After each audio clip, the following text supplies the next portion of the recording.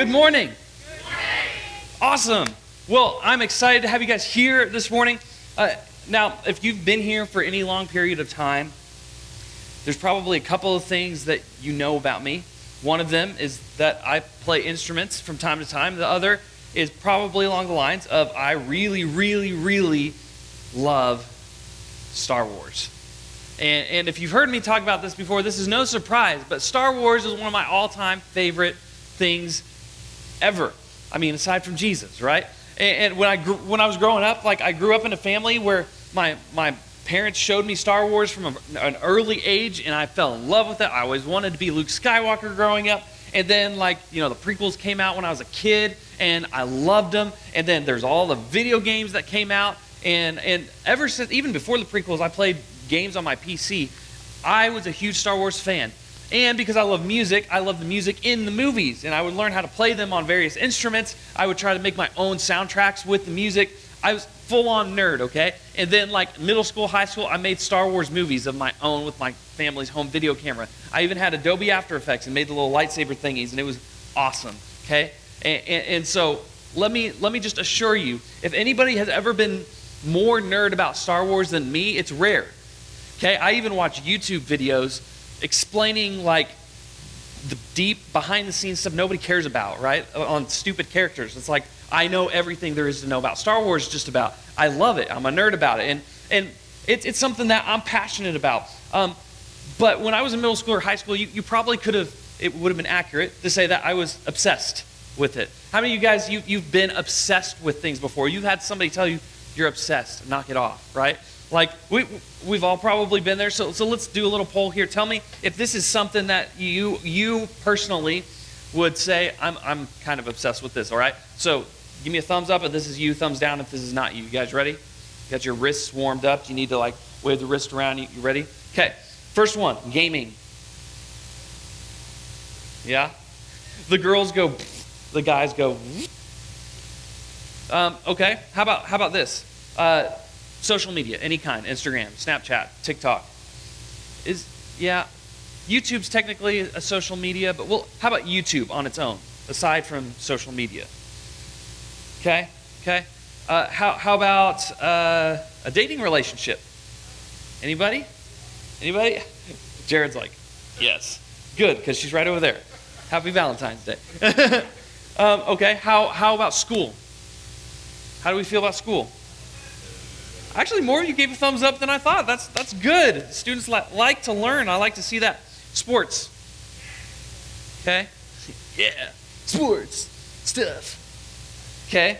How about your pet? How many of you, like me growing up, had parents that we're not going to have animals, right? And so you don't have pets, but you really want pets. See, when you grow up, you can buy a dog like me. And then you can get roped into buying freaking cats because, just kidding. They're more for pest control is what they are. So that's what she says. Anyway, okay. How about your friends? You like your friends? Yay or nay? All right. How about being outside? How many of you are longing for summer? Being outside. No more snow. We're supposed to get a blizzard over the next couple days, aren't we? Yeah, Tonight. Happy Valentine's Day. How about Netflix? Netflix? What are your favorite shows on Netflix? What are you obsessed with right now? Grey's Anatomy? New Girl? Okay. How about Disney Plus?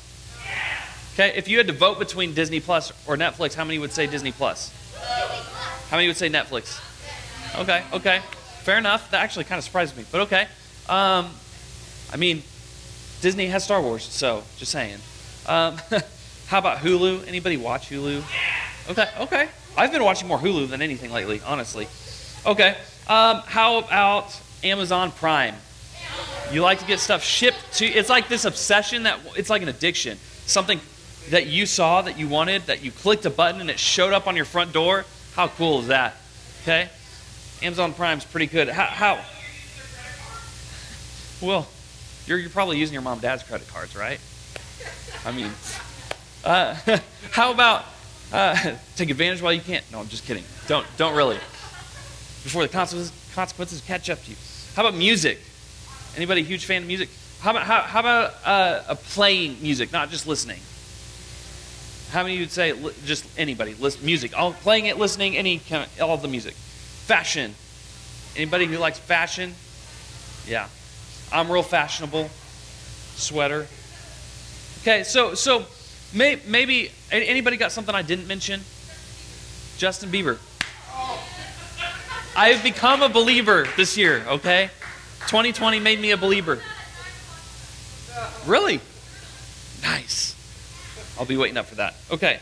So maybe you're passionate about something else. But whether it is social media or TikTok or WandaVision, anybody? Marvel? Yeah. I still need to catch up. I haven't watched it yet.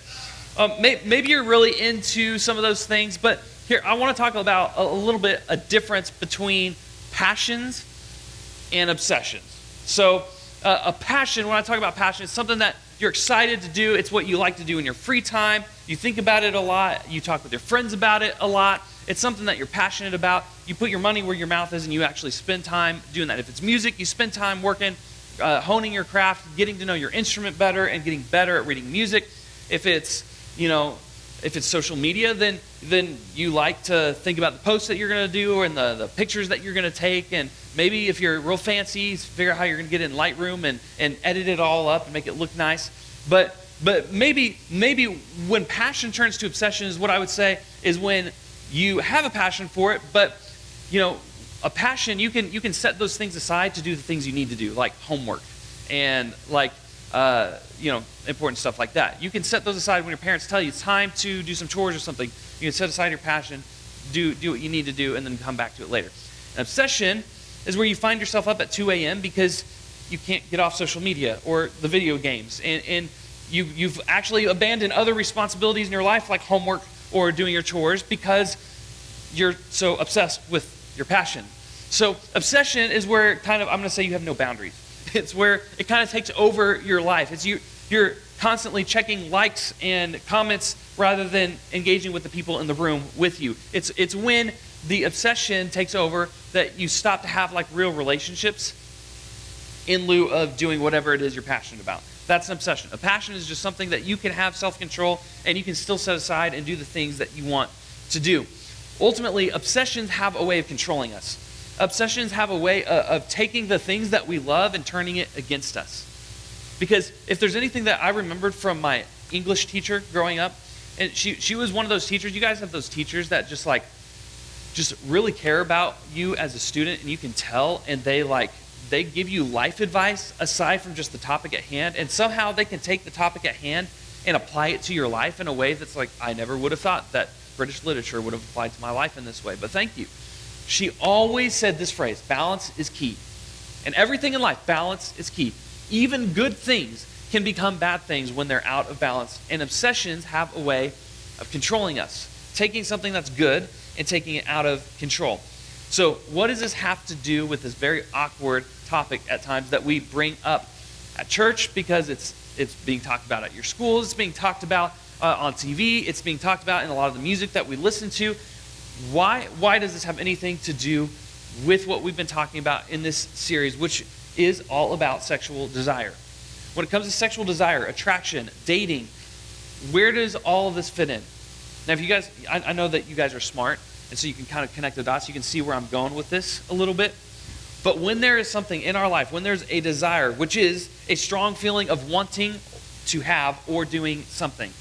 A desire is a strong feeling to have or do something. And sometimes when our passions become obsessions, our desires get taken out of hand. And when we talk about sexual desires, we're talking about the sexual things that we feel or think about or want to do. So thinking along the lines of passions and obsessions, and then trying to bring in this other element that we often don't talk about in very healthy ways. How does this all line up? How do we choose to have dating relationships and manage our sexual thoughts in a way that actually shows integrity? Because this is a phrase we brought up last week a little bit called sexual integrity. Now, integrity is what? For those of you who remember, what is integrity? Doing something without being told, yeah. Doing the right thing even when nobody's watching. That's what we talked about last week specifically. Good. So it's integrity is doing the right thing despite who's watching. It's really about your character. If you want to be a person of integrity, then you will have the same character whether people are watching you or not. And when it comes to sexual integrity, it's where we choose to respond to the sexual things that we think or feel in a way that respects ourselves, God, and others.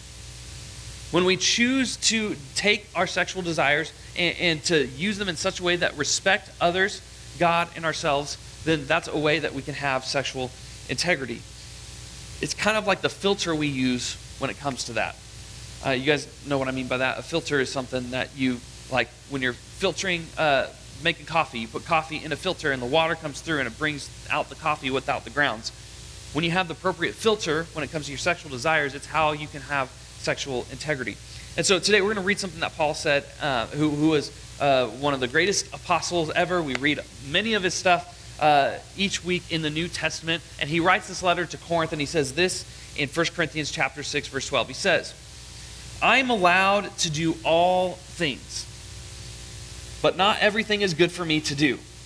Even if I'm free to do all things, I will not do them if I think it would be hard for me to stop when I know that I should.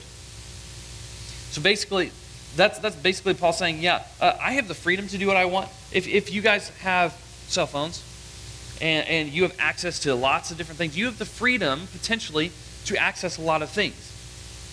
But there's a difference between what you can do and what you should do, is what Paul is saying. He's defining freedom in such a way that freedom is not just, I do what I want, right? Freedom is, I am choosing to do what is best despite what I could do. And oftentimes we don't think about freedom in those terms.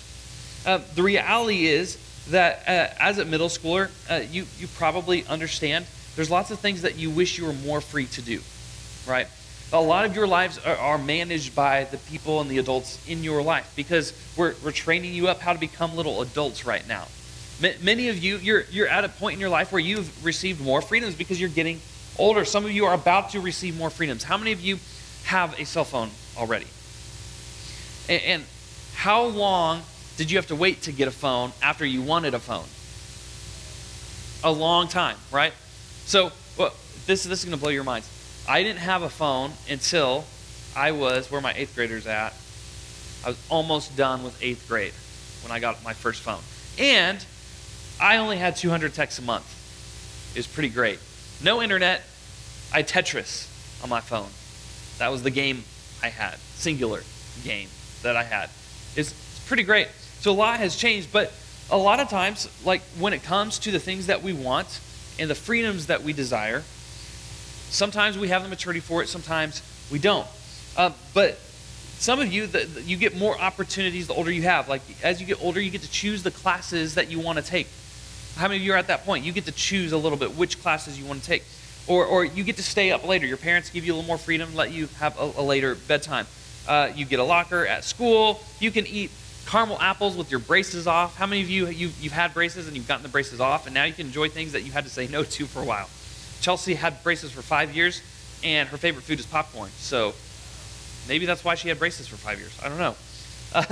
But you might be getting a phone soon, some of you, as more opportunities come your way. Maybe some of you start dating or thinking about dating as you get older.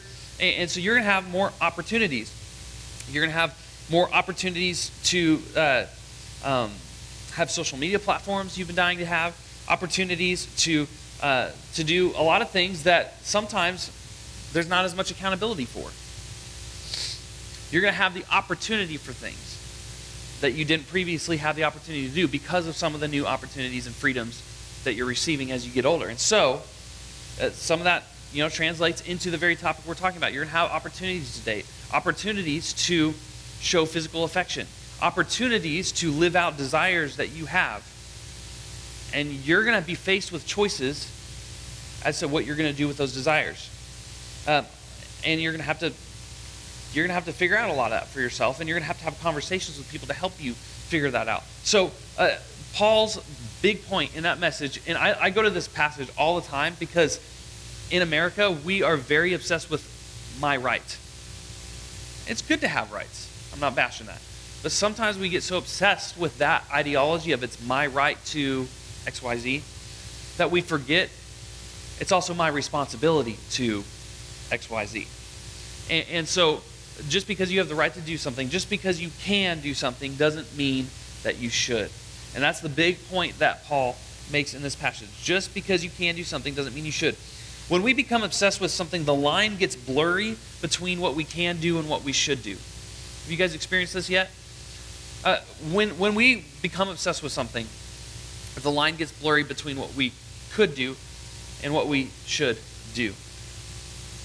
And oftentimes, if we don't have the discipline, if we haven't thought this out, if we haven't even checked our passions to see if they've turned into obsessions, this can easily, like we said earlier, start taking control of our lives. And I like the way that Jesus says this in John chapter 10. He's talking about how God doesn't want you to be passionate about things that, or have anything going on in your life that takes precedence over your relationship with Him. And this is what Jesus says. He says, I've come that they may have life and have it to the full. And so when we talk about desires, when we talk about attractions, when we talk about freedoms, and we talk about responsibility, it's often difficult to think of God as a person who wants us to have all good things. He created things in life, and He wants us to be able to enjoy the things that He's created for the purposes that He's created them. But oftentimes we think about showing responsibility or, putting up boundaries as a way to stifle our freedom and stifle things that we may have the opportunity to enjoy. But I want to remind you that God wants you to have life abundantly. And the best way we can do that is to live by His standards. So, a couple of things is one, just recognize the obsession. When you start to recognize that you're saying no to friendships, you're saying no to answering a text because you're busy with a video game, or you say no to healthy things, good things, homework, responsibilities, because you're maybe a little too passionate about something, that's where you need to start recognizing where that's happening, where passions are becoming obsessions, and then address those. And the second thing I kind of mentioned before is you got to create boundaries.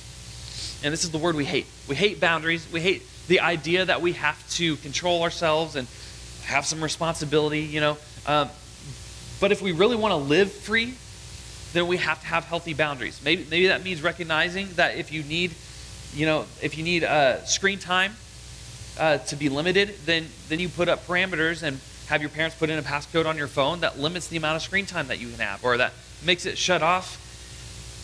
Star Wars. I like it. Cell phone ringtone. Talk to me afterwards. When we have healthy boundaries, sometimes that means we limit, if we need to have our parents put in a code on our phone so that we can't be up past a certain hour, so we actually get healthy sleep, so we can actually be productive the next day and retain what we learn in school, then maybe that's a step you need to take. But you need to create boundaries in order to live a healthier life. So in closing, just remember that just because you can do something doesn't mean you should. And when it comes to sexual integrity, this is really important, that we create boundaries and that we think about them in advance before we're presented with the opportunity to choose.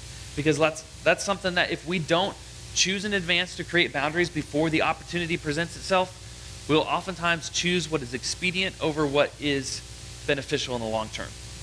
Meaning we'll choose something that feels right in the moment if we've not planned ahead and come up with a game plan for what boundaries we're going to set. So, as you go to your small groups, I want you to think about this question. Is there anything in your life that may have turned into an unhealthy obsession? Truth time. Think about that. I'm going to pray for you. You'll go to your small groups. And don't forget to sign up for CIY Engage this weekend if you have not already, because it's going to be a really good time. Let me pray for you.